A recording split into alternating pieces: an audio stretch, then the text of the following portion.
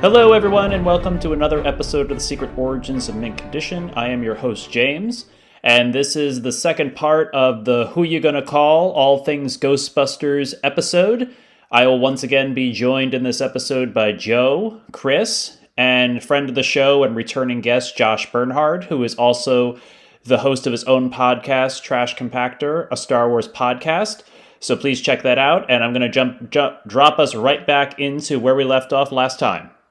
I wanted to rewatch, obviously, all the movies, and if I could have the entire series, but I had to be choosy about what I could rewatch. Right. Yeah, I had to be choosy too, and everything. So, well, I guess that should bring us into. So after Ghostbusters 2, we're obviously in real Ghostbusters land until that series ends. Then we have comic books and Legacy of Ghostbusters, and that brings us to the Kevin. The Paul. What was it? The director is Paul Feig. Paul Feig. Paul Feig. Yeah, I can't remember how to pronounce his last name. It's Feig. I'm so used to saying Feige. It's not Feige. It's right. I think it's Paul Feig. And his, I guess, reboot slash remake of Ghostbusters Answer the Call, with Melissa McCarthy, Leslie Jones, Kate McKinnon, and Kristen Wiig. And I mean, I've only seen this movie once in theaters, and I have to say I love all of those women, and all of those women are some of my. I love those. They're all great comedians in their own right, and so the movie, while I don't know, I like the movie overall. Does it hold up in the first two or my regular Ghostbusters canon? No, but I enjoyed what I saw, and I thought they were trying some funny things. Those are my initial impressions. I'll open it up to everyone else. What your guys' thoughts are on it? No, I mean, I enjoyed it. I also saw it in the theater, and I really had a good time. I really enjoyed it. I think there is something to be said for the gender swapping for gender swapping's sake. I don't think that's that idea in and of itself is not worth doing just for its own sake. I think it's a really interesting spin on the material, and kind of makes you like reevaluate what it is about the series and the characters that appeal to you. Unfortunately, I don't think that it became kind of a flashpoint for the larger culture war, and sort of the especially the kind of schism in I don't know what you want to call it, like nerd fandom or whatever, which I think is very unfortunate, because and maybe if I was younger, or when I was younger, I would have thought differently. But as for somebody who clearly, if you've been listening, you've heard Ghostbusters was so formative to me. I think that it's one of my most cherished memories of those films and all my associations with those films, and I really enjoyed it. So, my thing, and I apologize if I'm offending anyone, but my thing is that if you hated on this movie because you wanted to see the originals, you were mad that these women were in it and they were taking it in a direction that wasn't where you wanted it to go. I think, if someone like me can see it and enjoy it, then you're just an asshole. No, I'm glad you said that. Joe, I know there's something you want to say, but I got plenty to share on this too. But Joe, what were you going to say? Well, I'm the outlier here because I didn't see the film, so I have a couple of questions. Is this film an alternate reality? Is there a connection to the first two? And does anybody from the first two films show up in this film? Yes, there are cameos of Aykroyd, all of them. Okay. Aykroyd, everyone who was alive. And Harold was in there too. Yeah, they put a bust of Harold. So yes, it has no because the bust is at Columbia University, which is where the Ghostbusters were. So yes, Exactly. Right. Oh, Yeah. interesting. So, but the movie stands on its own. It's sort of like a reimagining, I guess you could say. Okay. And So I'll be geeky here for a moment because I took the extra step. And there is an IDW's comic series that this is another multiverse of the Ghostbuster universe. And if Okay. you want to read the original Ghostbusters, the real Ghostbusters, and Ghostbusters Answer the Call groups in one comic, it's out there. oh, I love it. I love that. I Interesting. love that. What's it All right. called? I think it's Ghostbuster. Oh God, I'll have to look up the name. Let me do Please that. send But it to me. yes, I'll send it to you. But yes, it's they have a they have a one where all three of them meet, and they also have a separate one where the real Ghostbusters meet the other Ghostbusters timeline. I got so I'm gonna read that. Okay. I'm gonna have that read before I go to bed today. And I will sadly say this is the one time where Hoopla is not available on Hoopla. For some reason, okay. Hoopla took all their Ghostbuster content off. So if you want this now, you have to actually go to Comixology and buy it. So I'm sorry, Sounds like it's Hoopla worth the fans. investment, but that's me. Yes, it's fun to Sounds see. interesting. Yeah. Yeah, it's fun to see a Ghostbuster multiverse. But Yeah. But I'm sorry, Chris. What were your thoughts about this No, movie? I mean I agree with Josh. I agree that they kind of if that's here, this is excuse me, much like Ghostbusters 2, or if you want to go into Star Wars and talk about excuse me, getting a little froggy voice there. And if you want to talk about Star Wars and The Force Awakens, and you want to say they just rehashed the same material, I hear you. I do hear you. When you say this isn't Ghostbusters, you should check yourself because you're wrong. There is, if you want to say that this is a rehash, I'm completely with you because they take very similar character archetypes. They have a very similar arc in terms of they are professionals. They're kicked out of academia, so they start a business. Like the story structure is the same. But if you're going to complain, and this is what I've heard a lot of people say, I've heard people complain, this isn't Ghostbusters. You couldn't be further from the truth because those same people, and we're going to get to it, a lot of those same people really loved Afterlife and say, this is the movie that we deserved. Nope. No. I'm going to say that this movie, Answer the Call, is much, much more similar to the first two Ghostbusters movies than Afterlife is. I think Afterlife is a very different beast. Yeah. But Answer the Call is almost the same movie. You take four actors, regardless of their gender, though I agree with Josh. I think it's interesting to gender swap and see what kind of ramifications that has on the movie. You know, and also, frankly, it reveals to us, some friends who maybe shouldn't be friends, in my opinion, that, you know, it's the same thing. You take these four actors who are at the top of their game in comedy, and you put them. It's very funny. It's very funny. It is very funny. They've got a movie. lot of one-liners. They've got one-liners that I quote. And the only reason I am not as intertwined with this movie as I am with the first two is because this one came out after I was an adult. That's literally the only reason that I don't identify as closely with this one as I did with the first two. The first two were so integral to my childhood development. If you had released this one back then, I could absolutely see myself, having the same connection, especially because Ghostbusters came out, or I should say, I was introduced to Ghostbusters when I was so young that me deciding that I'm going to be one of the female Ghostbusters doesn't have any sort of impact on me. Like, oh, I don't want to be a girl character, right? So I think it's you know, they're similar. You take those actors, you tell the same story. So if that's your argument as to why you didn't like it, was that it's just a rehash, that's fine. I hear you. But if you argue it's not funny, then I disagree with you. I don't know how you find the first Ghostbusters funny, but not this. It's the same structure.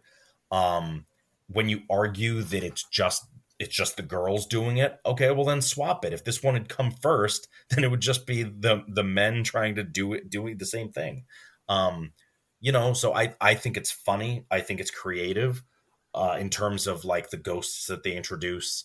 I think it's a great source of humor for lines, and I think they could very easily build a cartoon off of it. So for a lot of people who hated on Answer the Call, my first question is why? And in my mind, there is a set of answers that I have come to expect, fair or unfair of me. There are a set of answers I've come to expect. And if it's one of those answers that is shared, such as this is not Ghostbusters. This is not Not my Ghostbusters. This is not my Ghostbusters. Then yeah, I absolutely place you in one camp of those culture wars.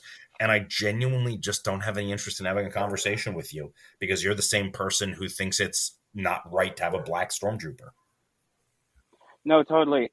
And something that really makes me kind of sad, like, we're even guilty of it. Like, Oh, sure. I didn't hesitate. Like I didn't hesitate. Like one of the first things I said about it, like I went right into the culture war of it all. Like the legacy of this movie, is sort of unfortunately defined by the backlash. Oh yeah, the no, absolutely, absolutely, all the backlash because poor Leslie Jones, she went through Yeah. so much in the wake. She couldn't enjoy this movie she made because she suffered so much harassment on Twitter, and then she had like her driver's license and other personal information released online, and all because she was a woman who played a Ghostbuster.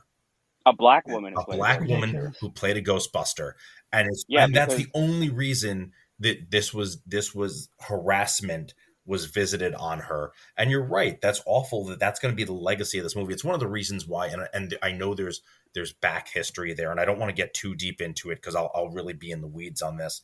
But it's really, really, I thought it was really tone deaf and thoughtless that they were going to release, quote, the Ghostbusters trilogy and not include Answer the Call. I understand Answer the Call is not part of the same story, and I get that from a narrative standpoint. You could have shown your support by saying, we're going to release all 4 Ghostbusters movies in a set. Yes, this is a standalone movie, but you know what? I don't think anybody would have... That's not true. I was going to say, I don't think anybody would have had a problem with releasing Rogue One along with the trilogy, but I'm sure they would have. That said, I think that it's it would have been a nice show of support to say, yeah, you know what? We're going to release all 4 of these movies because all 4 of them are Ghostbusters movies. Because it just, you're right. That's unfortunately the legacy of this movie. And even though they clearly set this movie up so that there would be a sequel, I can't imagine they get a sequel now. And that's really, really unfair. It's really not okay. Well, I will say this. I mean, who knows what the next Ghostbusters, and we haven't gotten to Afterlife yet, but Jason Reitman, if he's helming it, is a very, I think he has like thoughts about all different types of characters and input and cultural sensitivities and stuff that I feel like if we're in a multiversal medium now, there's always a possibility these characters can come back in somehow and have another opportunity to be the Ghostbusters with the other timeline of Ghostbusters. I think there is a way to do it. I don't know if they will do it, but there's a possibility to do it. Joe, you've had your hand up. Did you want to add something to that? No, I just wanted to say I haven't seen the film, but after hearing Chris and Josh speak so well of it, I'm definitely going to see it now. But let a movie stand on its own 2 feet. Yes. It's first of all, it's a comedy. Let's not, it's not All the President's Men. Exactly. Right? Let's not get crazy about this stuff. Just if you like it, you don't like it, fine. But don't get political about it. Don't gatekeep about it, whatever. Just let the movie stand on its own. And I just wish people would back off. Movies supposed to be fun. TV's supposed to be fun. Enjoy it. And if you don't like it, there's always something else to watch. Right. No, you're absolutely right. And I think that this is something that I had mentioned very, very early on in our putting together Secret Origins of Mint Condition, is that, there was a time when it was very, very easy to bait me just by saying Batman's not a superhero. He's not a real superhero. That was a great way to get me spitting fire and telling you all the reasons that you're wrong and foolish for saying he's not a superhero. Because I've got proof, and I'm going to go ahead and argue it. But that is sort of that. It's great that some of these things are cultural touchstones. It's great that so many of them, developmentally, we grow up entangled with our, they inform our identity. And I think some of that can be really positive and some of that can be really negative too. And when you're the kind of person, I really like Indiana Jones, but I really didn't like the 4th Indiana Jones movie. I still like the trilogy. The 4th one did not ruin the trilogy for me. The trilogy exists and I just don't watch the 4th one. That's the Crystal Skull? Crystal Skull, yeah. Well, I hate that film. Yeah. I hate it, but it doesn't. And I can have my own reasons for not liking the movie, but it doesn't invalidate the first 3. So yeah, I'm with you, Joe. If it turns out that you watch Answer the Call and you're like, I'm good. I don't necessarily like these actors. I don't like these comedians. And also I already have Ghostbusters. I don't need another one. Okay. Like great, like you say, it doesn't need to be a flashpoint in the cultural war, and that's No. just sort of where we are, and you should just let the movie be the movie. So you're right, Joe. Yeah, exactly. And I agree with you. Yeah, I agree with that. So I guess we should move into Afterlife now. I mean, do we have anything else to say about Ghostbusters Answer the Call? No, I enjoy it. And Yeah. I think it is closer to the original Ghostbusters than Afterlife is. And I I've would also, agree with it. yeah, I agree with that too. And then I guess just the last part, last thing I think I would say about it is, we were talking about the four main leads who are amazing. I would say this is Chris Hemsworth's foray into comedy, which eventually led to the great Thor Ragnarok. So he's hilarious in this. There was a great interview done on, I can't remember the name of the talk show. It was a British talk show, and it's a guy I really, really enjoyed. But Graham Norton. Graham Norton, thank you. On the Graham Norton show, he's interviewing the entire cast of all four women of Ghostbusters, and then he brings up Chris Hemsworth, and it's so funny watching all four of them react, because especially Melissa McCarthy, she goes, "It's not fair. It's not fair because he's really good looking, and then he comes on, and it turns out he's funny too." And so, like, he does all of these. He's able to do all of these things, and at some point, they ask him, like offset, or on set, but off film, off camera. They ask him, can you sing? And he's like, oh, I can carry a tune. And then he starts singing, and she's like, I didn't even mean it to come out, but it just came out from like the deepest part of my soul. It's just very guttural, like a shut up, you sound like an angel.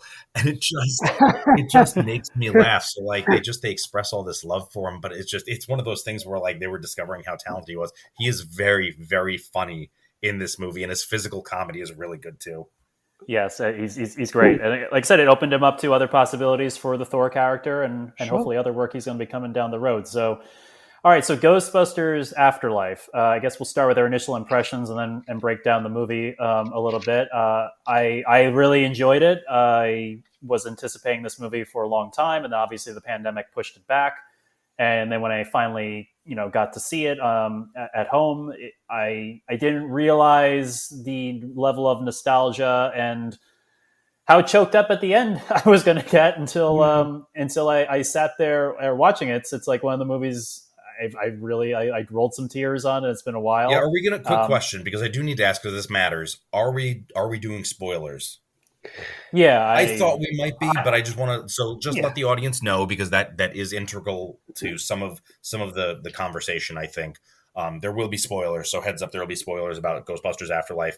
You can get it on Amazon Prime, and then come back here and share in the conversation. When did it premiere? November. Oh, well, come on, that's well, I think it was only been on digital since I think like a month. January. It's been a minute, but honestly, and James, I don't want to keep interrupting, but honestly, I wouldn't have gotten to Afterlife as soon as I did, which was just this past week, which is the middle of February. I wouldn't have gotten to it except we were recording this episode. So same yeah. Chris. So spoilers. But anyway, James, same here. So you were saying, James, that you No. And I just want to say I appreciate you piping up, Chris, for that, because if you have not seen this movie or heard anything about it or know what the whole story is, we are going to spoil it. And there's a lot of great Ghostbusters nostalgia, love, and Easter eggs in there. So we are going to talk about all of them. But I was just saying, like, I was really moved, touched. I didn't realize how much the character of Egon meant to me, or the actor, writer, and director Harold Ramis meant to me, until I got to see him again in the role, obviously, that I'm going to always remember him for. I mean, he's done so much. Other great roles. But yes, those are my initial impressions of it. I'll open up to everyone else what they thought. Joe, of it. I see you got your hand up there. What did you think? Yeah, I wrote a little paragraph after I saw the film. So for me, Ghostbusters Afterlife starts a little slowly for me, but as Phoebe strips away the mystery of her granddad's dirt farm, I love that term, dirt farm, and Somerville, the town Somerville, the film builds an intensity while never forgetting its classic roots. So we get a wonderful action comedy, supernatural adventure that really pays off in the wonderful third act by bringing the entire Ghostbusters canon into play on screen and culminating in a very satisfying and touching ending. And I love the third act of this film. Where so many films Mhm. fall apart in the third act, the third act of this film is incredible. And I really enjoyed the hell out of this film. That's beautiful, Joe. Yeah, that summarizes a lot better, I think, than what I said. But Josh, what were your thoughts about Afterlife? No, I went into this movie again like Chris. I'm sure if it hadn't been for the pandemic, I'm sure that Yes. I would have seen it in the Yeah. theater. But you know, just the realities of the pandemic, and also I'm a father of a 1-year-old, so it's kind of hard to It get was away. adorable. There are pictures on So Instagram. It's great. oh, thank you. I appreciate that. But so yeah, so the only reason that I just watched it a couple of weeks ago when it came out on streaming, and the only reason I watched it when I did is because I knew that we were going to be doing this podcast. But yeah, I was a little hesitant because I tried not to read anything about it, but it had sort of broken through to me. There were some criticisms it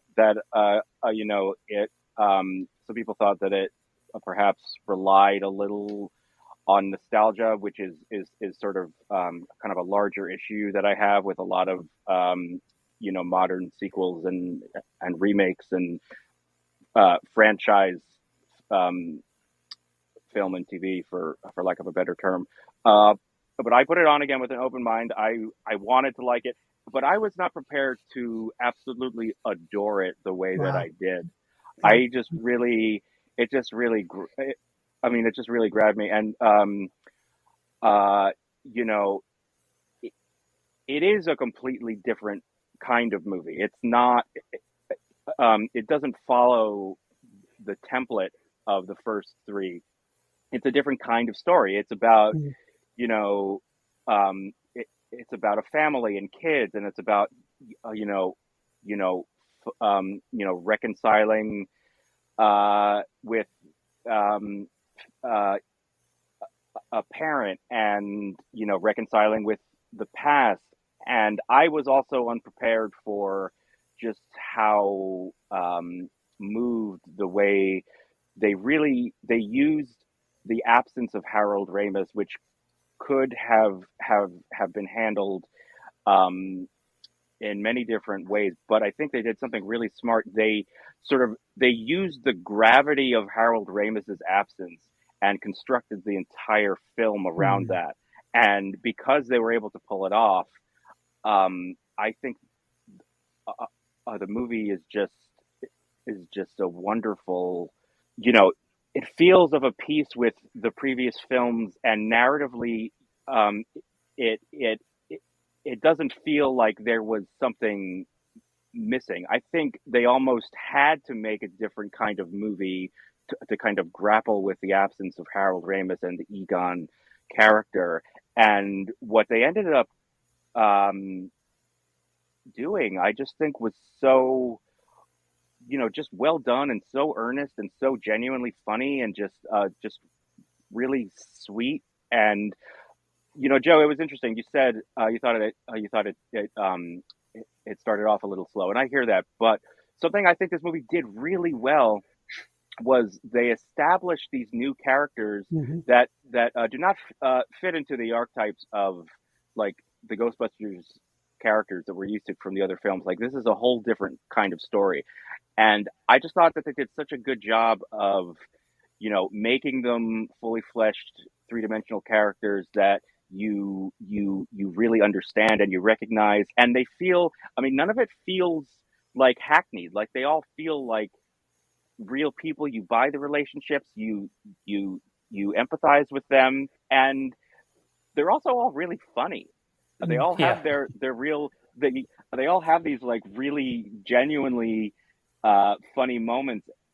And I really have to you know my hat off to Jason Reitman, who's obviously the son of Ivan Reitman, who was a producer on this movie as well. But you know, Jason Reitman is a hell of a director, and I think that this movie was so well crafted, and um, to the point where I'll let Chris speak on this. But the way that they used nostalgia, they didn't use it as a crutch. They really wove it into this new story that they really do a really good job in establishing.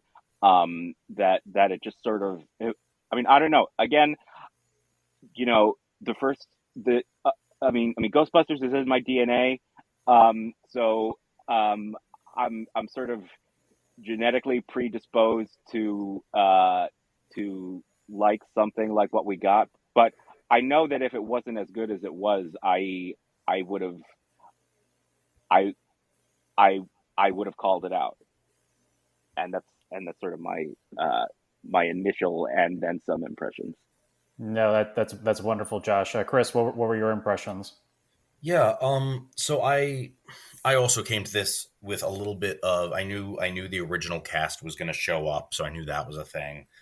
I wasn't sure about the context. I tried to I avoided even Googling Ghostbusters so that Google wouldn't be like, hey, you might want to read these spoilers and spoil it in the title or something like that. So and I'm sure I would have seen it in theaters, but there was a bit of a bad taste in my mouth in terms of like, are they just trying to, is this an in answer to the fans, the Right. fans' complaints? Is this just going to be a quote real Ghostbusters movie because Answer the Call wasn't kind of situation?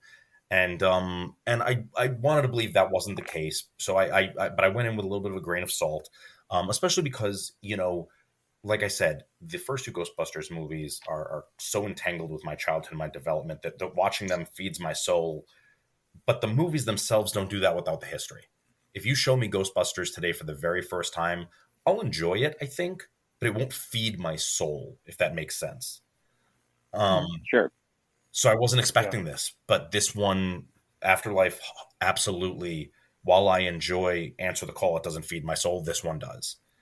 And this one does because the story was designed to to have an impact on me in conjunction with the history of the films. It's built intentionally around that. So nostalgia is a building block that makes this possible. It's a multi-step chemical reaction, right?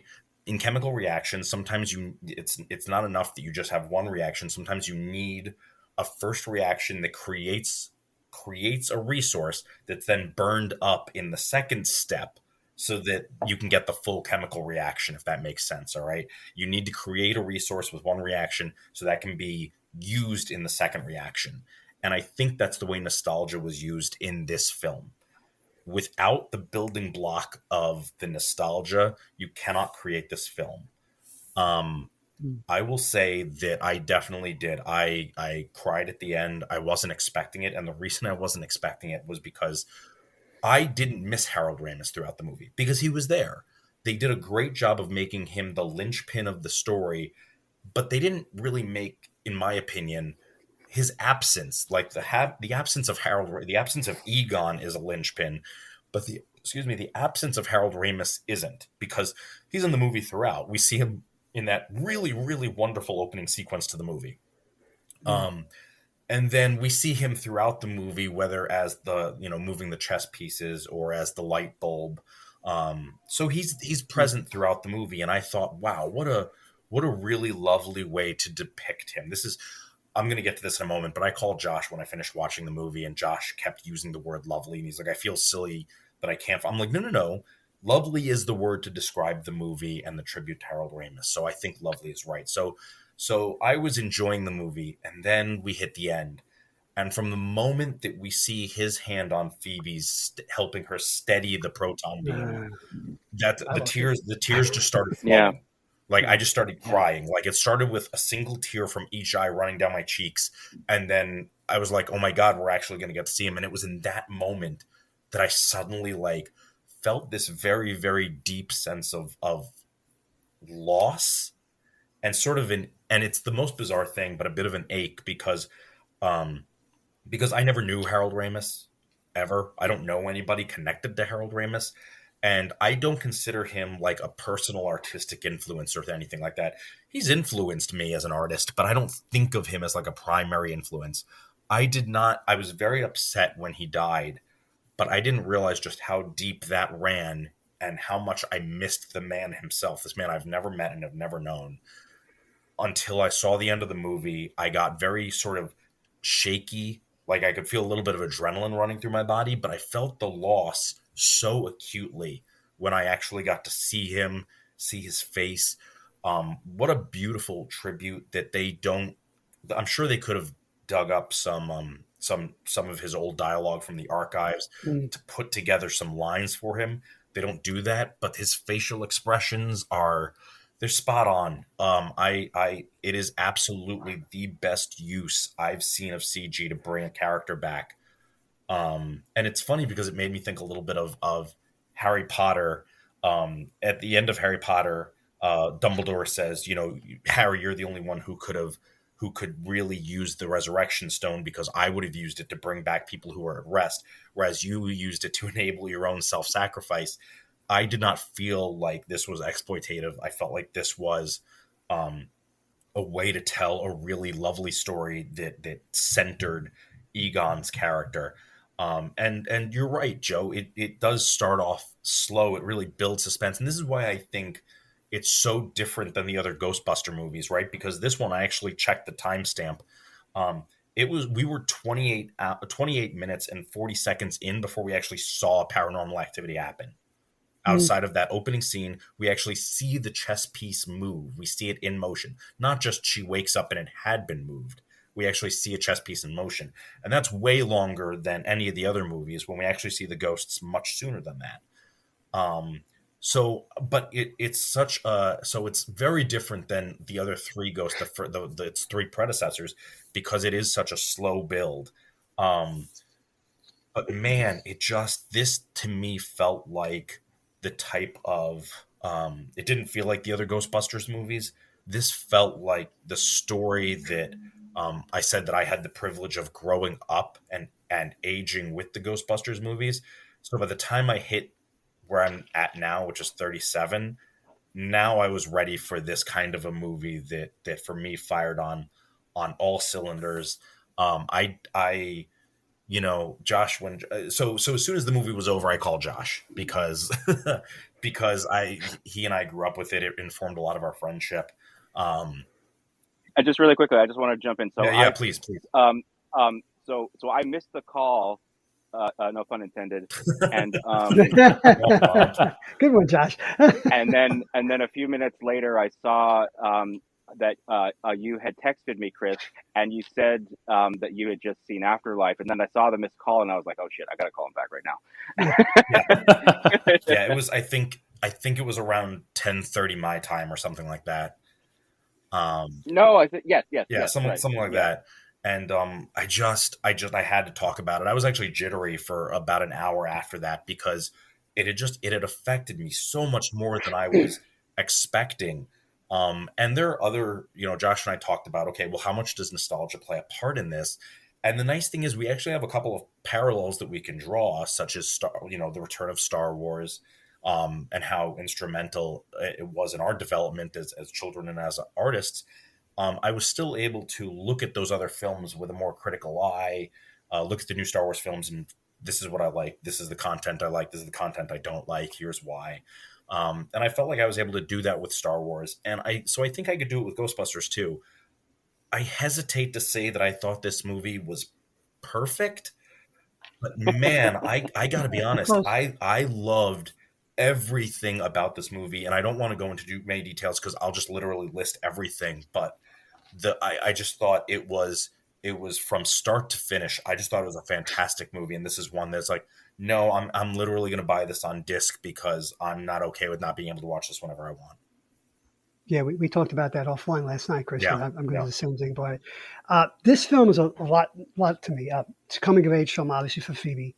It's a redemption. It has a redemption arc, mother and father, and it's a discovery film where a family comes together with the ghost of their grandfather, and they realize who they are now, and the legacy of their family that their grandfather started. And so even though he's not there until the very end, it's like real life. People that you miss that pass away, they're not really gone because you remember them. They become part of you. And this family didn't have that until they moved out there, until where it was, but you know what, Somerville, Oklahoma. Yeah, exactly. So they find more than just they find their roots. Is what I'm trying to say. They find their roots. They find their family. They come together as a family at the end, defeating the world. You know, beating Gozer the second time, who still looks like Sheen Easton, by the way. But I don't know. I think that's who Mauler off after. But yeah, that was great to see that. But it's a personal film. It's a film about family, and it's a discovering your roots. And for that reason, I love this film. And Yeah, I think it's like a real, like we were saying, seeing Harold at the end there with everybody. I felt like gave the audience the story some closure and gave the audience yes, closure with the actor and character. Like he gets the send off that we would have liked to have seen, and the Ghostbusters recognizing him and seeing him and talking to him and him reacting is, I guess, is kind of us getting to our moment to say goodbye through them for the moment. So I think that's why it worked also so much, and why it hit me kind of so much of like saying goodbye to this person who has influenced a lot of my early growing up in terms of thinking and comedy and how I look at certain movies. I think that's why it worked for me so well too. The very thing they were running away from, because she heard the mother talk about it, how he was a terrible father. That very thing that they, that she hated, and is the very thing that she needed. And when she discovers his quote unquote bat cave, and she sees all those photographs that he had of her throughout the years, she realizes that her father did love her, but he gave up his life with his family to literally save the world. And so they found something. They found something very profound. She found her dad, and her children found their granddad, and they found the legacy of their family. But now I have a really important question for everybody, because I sort of want to take bets on this. Since we've all seen it now, how many times do you think you will have to watch it before you spot everything that the Stay Puft Marshmallow, the Mini Stay Puft Marshmallow Men do? How many times are you going to have to watch it to catch every single one of your? They got made into s'mores. Yeah, it's great. Oh, I love that. I thought those little guys were just the funniest thing. I thought it was so great. Oh, I was dying. And Christina and I watched it, and one of my favorite parts is when we first meet them and they're riding on the Roomba in the Walmart, and they run over one, and then there are marshmallow skid marks behind it. And Christina, she's like, "What? Where?" And we had to run it back right away so that she could see it. So I'm just curious, how many times do we think we need to see it before we spot every single antic there? Especially because we think we're done with them, and then they show up at the end. It is so delightful that they're happy to see the Ghostbusters. Well, I think it's like we probably have to watch as many times as we watched the first Ghostbusters, considering that we're still getting stuff out of that movie, and haven't really fully unpacked this movie. That's a good film, great film. I mean, I watched it again over the course of Friday night and Saturday night before we recorded this today on Sunday, and just to like recap on and get the feelings back. And I still miss things. I'm sure I still miss things. Yeah. It's funny. This is one of those movies, and maybe this is just me right now, because I don't know what with the new fatherhood and moving into a different phase of my life. Like I'm really kind of choosy about what I watch, but a part of me, but like I know that I'm sure I will revisit this, but a part of me, I had such a lovely viewing experience the first time. A part of me kind of wants to leave that alone and not sort of risk seeing it again, and like maybe being a little more critical of it, perhaps. I mean, that's valid. Yeah. But I mean, I'm sure that I will. I'm sure I will see it again, because I mean, it was just such a lovely movie. And something that occurred to me afterward, we're all talking about how it's a different kind of movie, but one thing I realized that really kind of does make it kind of fit, at least for me, with the others in terms of the structure, is that kind of watching Phoebe and podcasts and all the kids discovering the Ghostbusters, like really the first movie, and that like it sort of they're learning about Gozer and Shandor, and all of that stuff, like the history, and they're learning about what happened in New York, and they're learning about, Mm. about Egon, and Phoebe finds she gets the phone number, and she calls Ray, and she like it sort of reminded me of me and Chris as kids discovering the first movie. Yeah. Interesting. Yeah. No, absolutely. In a certain way, like we were just playing around, having our lives. We loved the cartoon, but then for us, the first movie was something we had to learn about and were introduced to, and had to like we had to unearth and learn about the real history of this cartoon that was so enthralling.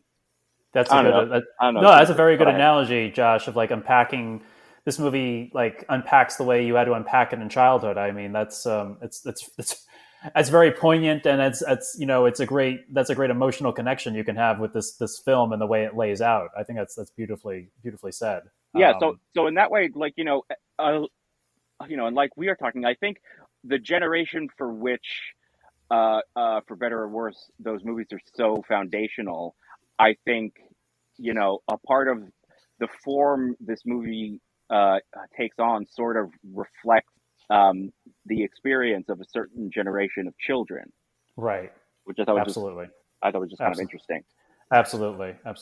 I think something else I want to touch on is also, I feel like this movie, I mean, they do it through the end credits and the after scene, but we get some, like, Winston gets a little bit more to do and gets fleshed out a little bit more. And I'm hoping when they're moving forward with whatever they're doing with it, he gets more to do, because, I mean, going back to something I didn't bring up in the first movie is, like, Winston had a much larger role in the first movie and then kind of got it pared down. And Ernie Hudson has always taken, I think, in stride that he's, like, quote unquote, the fourth Ghostbuster. Yeah, but he got kind of a raw deal in that first movie. He got a raw deal, but he's always been very. I think he's always been gracious in interviews and stuff. Like, I've never heard him say a bad word, but you can tell in his face. He has always been gracious in interviews, which I would not have that kind of integrity, honestly. Yeah. So I feel like the end. He's not even on the poster for the first Ghostbusters. No, he's not. No. He's also not. His name is smaller than I'm literally. So I have the poster framed in my room, and his name is not on the poster. Chris, is that the same poster that you had in your childhood bedroom? I think it might be because this one has Bill Murray, Dan Aykroyd, and Sigourney Weaver all in big letters, and then some more information. I have in Right Man, Ghostbusters, Black Rhino, Bernie Brillstein production, and then it says also starring Harold Ramis, Rick Moranis. That's it. It's just those 5 names on the poster. Yeah. That's messed up. Yeah. That's messed up. And even there was I have a British release poster too. It was the British release, and it was signed by Dan. That I got. I had signed by Dan Aykroyd when I met him. And in all the pictures, and this one is interesting because there's only actually 2 pictures. There are 2, 4, 6, 7 pictures total, but only 2 that feature the Ghostbusters, and one of them does have Winston, and it's on the rooftop when they're approaching Gozer. But no, it's messed up just how much he missed out on, especially because he was told he was getting the part that was written for Eddie Murphy, and so the script was even more. His part was pared down even more when he got between when he had originally read the script and when he had signed on to the movie. So anyway, James, though, you were saying, I feel like I said, I feel like this movie opens a doorway for going forward with the Ghostbuster franchise, that Winston will hopefully get a movie that he deserves as well. If we're trying to wrap things up and try to evolve Ghostbusters, I think Winston deserves to lead a movie or be as strong in a movie going forward, at least so his character finally gets some of that I think respect and prominence that it deserved from the very beginning, but just never got. Well, and I appreciate that this is also, now he's the businessman. So we know Ghostbusters was always a business, and it failed as a business, right? So if anybody could bring it back, and this is what they for anybody who doesn't know, there are 2 post-credit scenes. And in that second one, he's the businessman. He's made, he's minted a fortune. And And so, I think that if they're going to continue down this road, the person who's going to make the Ghostbusters work is going to be Winston. So I do think that he will, this was Egon's movie. And the next one hopefully will kind of be a Winston movie. So I agree with you there. That'd be nice. But that also makes me want to just point out that for anybody who said this movie leaned too hard on nostalgia, I really thought this movie had a soft touch. I thought it had a light touch because it did use some of the quotes from previous movies, but I thought it used them well. Like "Who You Gonna Call" was probably the most egregious one in prison, but like it didn't. Yeah, but I was there for it because so was it was I. just set up so well. Oh no, I was totally there for perfect. it, and I just mean that if you want to criticize that, fine. I disagree with you, but fine.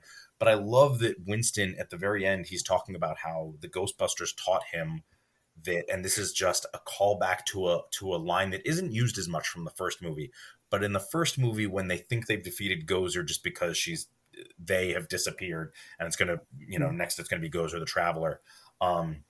Winston says, "All right, we had the tools, we had the talent." Which incidentally is also one of my favorite quotes because growing up, one of my favorite snacks was Nilla wafers. And so when I was younger, I thought that what Bill Murray was saying was it's Nilla time, not it's Nilla time. And so I thought, it's so cool. Peter Venkman also likes Nilla wafers, just like me. So nope, it's Miller time, baby. It's Nilla time. So, we had the tools, we had the talent, and that's what he says in the end of this in this post-credits scene. He says, the Ghostbusters taught me to not be afraid. They taught me I have the tools and I had the talent. And I loved that callback for Winston. I thought it was wonderfully included. It was just folded in there. I thought the nostalgia was woven into this story. And so a couple of those lines that get repeated, I thought were used just beautifully. Absolutely. I agree more. Yeah. I didn't cringe when any of the lines came up. Roll my eyes or feel like an eye rolling moment or you're cramming this. And I felt everything was deserved and honored and placed appropriately for the narrative of the story. That first, it's I love the hotel scene in the first Ghostbusters movie, that first time they catch a ghost. The very first time they catch a ghost in this movie, the Muncher, that chase scene down Main Street is fantastic. Beautifully done, yeah.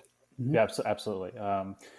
So I guess we're going to be bringing things to a close with this long Ghostbusters episode, which we probably could dive in even deeper. Maybe we will in the future. There's probably a lot more Ghostbusters we can talk about. But I guess quickly before we go, we always like to give a recommendation of things we're watching, reading, and would like you guys to check out. So, Josh, I don't know if you prepared anything, but do you have anything you'd like the audience to check out? I did not prepare anything, but I've been slowly working my way through Have Gun Will Travel, the classic Western. I have it on DVD. I don't know. I think it might be on Paramount Plus. But cool. Plus. Yeah, and yeah. And Josh, and since you do have to jump in a moment, why don't we take this opportunity? We'll finish up the episode, but please plug your podcast, which you've been gracious enough to have me on many times. Yes, I was going to mention that. And any other places people can reach you or reach out to you or see stuff that you want them to see. Oh, sure. Well, thanks. I appreciate it. And thank you for coming on the pod. We're just we're really getting rolling now. You actually inspired me, James, with doing this podcast. I have always wanted to do a podcast. I've always also wanted to do a Star Wars podcast, but I was hesitant for a zillion reasons, not the least of which is the fact that does the world really need another Star Wars podcast? But you really inspired me to just go for it. So I created Trash Compactor, a Star Wars podcast, where we throw out Star Wars opinions with the rest of the garbage. And you can find it at trashcompod.com and trashcompod across all social media. We're on Instagram and Facebook. And if you we're available on Apple Podcasts and Spotify and pretty much every podcast platform. Excellent. It's a great show, and you just finished up wrapping up the Book of Boba Fett, and then you're going to start. You have the official season launch. Where May. You're going after May? Yeah, probably May the 4th for to capitalize on that now corporate holiday that we have, where we all we all have a money sacrifice to the other corporate Star Wars overlords. But Josh, I know you have to jump, and I really appreciate you taking the time and being part of this Ghostbusters episode. It wouldn't have been the same without you, so thank you so much. No, I appreciate it. I had a blast, guys. I mean, this was so much fun. It's always delightful to talk. And I also want to thank you. If not knowing that the show is in the offing, I wouldn't have watched Afterlife as soon as I did. And so I'm really glad that I did. So thanks, guys. Thanks, Josh. Okay, Josh. I'm really glad Josh. I'm really glad Josh was able to do this episode because obviously based on the conversation we had, there's no way I can imagine having this conversation without Josh, given my personal history with him. Absolutely, no, it was great. All right, Joe. So, do you have any recommendations for what you'd like the audience to listen, watch, or check out? Oh, certainly. Just finished the first season of The Mandalorian. Like I said, probably the last person on Earth to have not seen the first season, but I finished it last night. It's excellent. I love it. I like the way they drilled deep down into the characters. It's character driven, and I can't wait to start season 2. Chris, I'm almost done with the first season of The Expanse, and I've got a ton of questions for you. That's great. I cannot wait to talk about that with you. Yes. One thing about it that really struck me, the Joe Miller character. What's the actor's name? Thomas Jane. Yes. Yep. Didn't he play the Punisher? He did. Film? Okay. He did. Yes. I love his character. It's very Sam Spade. It's very film noir. So it's kind of cool. I like the way you're mixing genres here. Yeah, no, he's an outstanding character throughout. I really enjoy the hell out of him, and Thomas Jane. I'm glad that I had mentioned that I started watching the show before I started reading the books, and so I appreciated that it was Thomas Jane's voice in my head when I was reading the books. Wow, that's kind of cool. That's cool. He is very Sam Spade. He gets beat up a lot. Yes. Yeah. A great tradition of private investigators and whatnot. And the other thing I'd like to recommend is I got my Crisis on Multiple Earths crossing over. It's the first 8 JLA JSA team ups from 1963 to 1970. So we're talking Gardner Fox, Mike Sikowski, Denny O'Neil, Dick Dillon. Great stuff if you're into that JLA JSA team up. Great Silver Age comic books. So I would highly recommend that. And those are my recommendations for this week. That sounds great, Joe. Chris, what do you got? Yeah, what do you got to recommend this week? Well, I definitely recommend Ghostbusters Afterlife. Yeah. That's one of the few things that I've watched since my household has been fighting COVID. But I did read Road of Bones and Sea of Sorrows by Rich Dueck, also available on Hoopla. It's basically horror spun off of history. And while it's interesting, and maybe I just wasn't in the right mind space for it or what, but I wasn't a huge fan or anything. The art was interesting, but I had trouble telling the characters apart, which I find personally irritating. So I don't know that I would necessarily recommend it. That's just those are things that I recently, read. I did read The Unsound by Cullen Button. And I thought that was interesting. I enjoyed that read. Again, things I'm glad I'm able to borrow, so I don't necessarily have to buy. Things that I would recommend. I enjoyed Mr. Miracle, The Great Escape by Varian Johnson. I thought that was fun. That was interesting about Mr. Miracle, and very much in that vein of I Am Not Starfire. Very much in that vein. Mr. Miracle, The Great Escape was fun. And then I finally finished X-Men Fatal Attractions. Oh. And I'll be honest, there was some of it was a bit of a slog for me. Some of it was like, okay, I'd like to be moving on through here. Also, some of it is just it's a lot to read all in one go. So some of it was a bit of but the last couple of issues in that compendium of Fatal Attractions, I really enjoyed, and it has that, we mentioned it in our X-Men episode with Arco, but that iconic artwork of Magneto ripping all the adamantium off of Wolverine's skeleton out of his body. And also, is that Mark Silvestri, the artist? Who's the artist? That might be Mark Silvestri. I'm not sure though. I think so. I think so, but I'm not positive. Yeah, very iconic scene. Yeah, just really. So I'm glad I read it. but I'll also admit that some of it I had to get through some of it to get to the stuff that I thought was good stuff. So those are the things that I read, and I'm currently in the process of reading Squadron Supreme. Good. Oh, Very nice. we can't find and one. yeah, and I'm going to read Star Wars: Age of Rebellion, and we'll see whether or not I like that. There's a lot of comic stuff I'm not generally a fan of, but when it comes to Star Wars, but I just thought, what the heck, I could use a little bit of a break from superheroes. So I think that's where I'm at. And then again, in terms of what I'm watching, I'm not watching a lot. I am trying to. I think I'm one episode away from wrapping up the Book of Boba Fett. So that's me. Oh, James, Very if I nice. may, Yep. because Chris just mentioned getting away from superheroes, I did do a deep dive into my Jonah Hex comic books. So I finished this entire run this week in, I think it was 20 odd issues in Weird Western, and I just started on Jonah Hex number 1 and 2 last night. Michael Fleischer did a great job with that book, and great art by Luis Dominguez, Tony Zaguna, I can never get it pronounced name properly, and Jose Garcia Lopez. So I know there are trades of those out there. I'm sure they're on Hoopla. So if anybody who heard our Western podcast wants a recommendation for good Western comics, Jonah Hex, very, very highly recommended. Excellent. And we'll see when we're posting this. So if you've heard some things, we've referenced episodes, it's because obviously we record these things out of order and post these things out of order. So the X-Men and Western episode might be forthcoming, depending on or it might also have already happened. So who knows? We're in a space-time continuum. This is landing, but if the references to things that you're like, I didn't listen to that, it's coming. Right. And otherwise, disregard everything I just said. One more thing. I can't give specific suggestions. I'm going to try and be a little more active on the Facebook group here.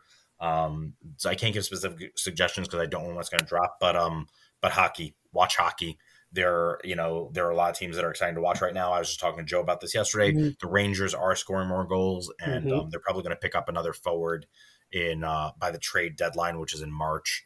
So they're probably going to pick up another forward and up their game. But if you're not watching hockey right now, like I said, I can't really give you a specific game because I don't know when this is going to be there. I'm going to try and post more in the group. But if you can watch the Rangers, the Hurricanes, the Penguins are playing really fun, exciting hockey. Both Florida teams, whether it's the Panthers or the Lightning, the Minnesota Wild, really almost any Central Division game that you can catch is great.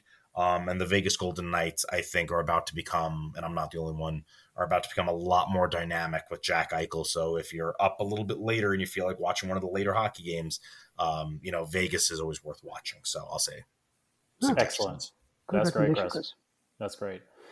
For things that I'm reading, I would recommend, this one might be slightly off topic for us, but I think it fits in. If you were a fan of the show The Good Place and liked that show, I just finished reading, or rather listening to the audiobook of How to Be Perfect by Michael Schur, the creator of the show. Okay. And it's moral philosophy and ethics told through a comedic spin. It's just sort of his, he says it's like his wrap up of The Good Place, like his final thoughts. And I recommend the audio because all of the cast of The Good Place read things in this book. So, that's awesome. I'm sorry, what's the name of this book again? Because I love The Good Place. I think it's brilliantly done. I agree. It's How to Be Perfect. How to Be Perfect. Okay. Let's see. How to Be Perfect. I'm trying to look up the cover so I can see it a little bit. How to Be Perfect. The correct answer to every moral question. Okay. No, that might be a very long book. Yep, I have already found it, and literally there are 8 copies at my library, and all copies are in use. So, so you're not the only one who. So, nope. Appreciate that. Thank you, James. I'm totally going to take you up on that. Yes, it's great. If you like moral philosophy, it's really a fun way to do it. If you like The Good Place, it's a good wrap up on the show. And if you like Ted Danson, who doesn't like Ted Danson? There's some Ted Danson in there for you. So lots of reasons to check that book out. The other stuff that I recommend that I've been reading, I recently reread Volume 1 of Grant Morrison's Animal Man, which is it was very interesting. It was back when this is some shade on Grant Morrison, but like his Batman stuff was not really comprehensible. But his classic stuff, Animal Man, is really taking a look at what a writer with a take on a character can do with sort of a B-list character and make it very compelling, very interesting. Animal Man, we're dealing with his origins, pre-crisis, post-crisis. We're dealing with his family. We're dealing with the fact that he recognizes he's a C or B-list character and is trying to become an A-list character. So you said this was Grant Morrison's run, right? Grant Morrison won Volume 1. It is outstanding. My friend Tony, and friend of the show, Tony Anselmo, he he got me into that, and he's like, just read it. You're going to want to read this. And I never would have found it on my own, but I couldn't agree with you more. It's outstanding work. Grant Morrison, they really outdo themselves. It's great. And it keeps getting better. I look forward. They have all 3 volumes on Hoopla right now, since I said earlier that Hoopla sometimes takes things off. So if you're interested in that, pick it up. I'd be remiss if I didn't recommend again some Ghostbuster comics, which I said unfortunately are not on Hoopla, but I think are worth reading. I was looking it up during while we were recording. Ghostbusters, Everybody Answers the Call is the crossover between Ghostbusters and the Ghostbusters Answer the Call cast. And then Ghostbusters 101, I think, is the crossover where it's Ghostbusters, our timeline, Real Ghostbusters, Answer the Call Ghostbusters, and Extreme Ghostbusters, I think is everyone is in that one. So I recommend checking that out. And I think I mentioned this on a way earlier podcast, but Ghostbusters Ninja Turtles is awesome. It's a fun thing. It's 2 pop culture 80s icons getting together. And I think it's a real fun read that's enjoyable for Turtles fans, Ghostbusters fans. And if you probably liked one, you probably liked the other. So I would give that a look. And the last thing I'd recommend in time for Oscar season, I watched The Mitchells versus the Machines on Netflix. Oh, it's so much fun. It's very fun. It's very heartwarming. It's a very surprising movie. I didn't think I was getting the movie I was going to get. Good cast, too. Really strong cast. Absolutely. I really enjoyed it. It's worth it to watch it. If you've got Netflix, it's definitely worth a watch. And I think it's a good contender compared, the other stuff on there is really good too, but Mitchell's versus the Machines is really a great family comedy, but also a lot of heart in it too. So those are the things I would recommend for people. I think that, yeah, absolutely. I think that is everything for this episode. Thank you everyone again so much for listening and being a part of this episode. If you want to continue this conversation, please check into the Facebook group, Secret Origins of Mint Condition on Facebook. We have the Instagram, it's Secret Origins MC, and we have the Gmail is Secret Origins MC as well. And if you have the time, if you could rate us and write a review for the podcast, however you are listening to this podcast, we would greatly appreciate it. And we are going to start reading those on the podcast soon, so look for that. And I think that's everything. So thank you very much, and we will talk to you soon.